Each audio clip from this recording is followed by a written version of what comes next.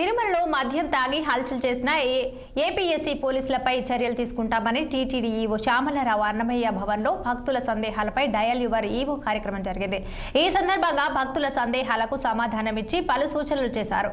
ఇక తిరుమలను ఒక ప్రణాళికాబద్ధంగా అభివృద్ధి చేస్తామని తెలిపారు. భక్తులకు సాంప్రదాయ వంటలు మాత్రమే అందిస్తున్నామని, టెక్నాలజీ సహాయంతో భక్తులకు సేవలు మెరుగుపరుచుతామని టీటీడీ ఈవో తెలిపారు. ఇప్పుడు ఆన్లైన్ సిస్టమ్ ద్వారా శ్రీవారి సేవకుల్ని ఎంపిక చేయడం జరుగుతుంది.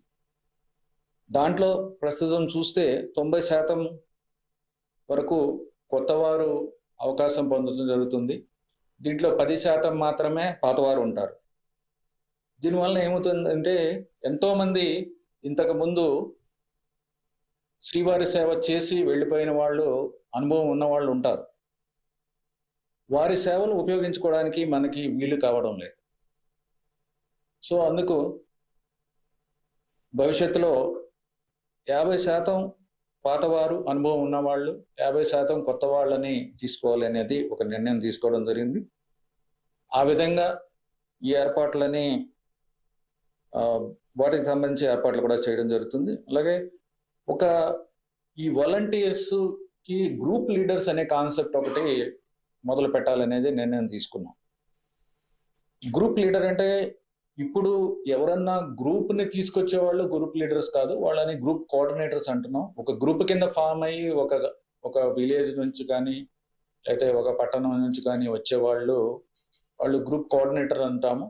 వారు ఇప్పుడు గ్రూప్ లీడర్ అంటే మన దగ్గర డైరెక్ట్గా ట్రైనింగ్ పొంది మనం గ్రూప్ లీడర్ అని రికగ్నైజ్ చేసిన వాళ్ళని మనం గ్రూప్ లీడర్ అంటాము.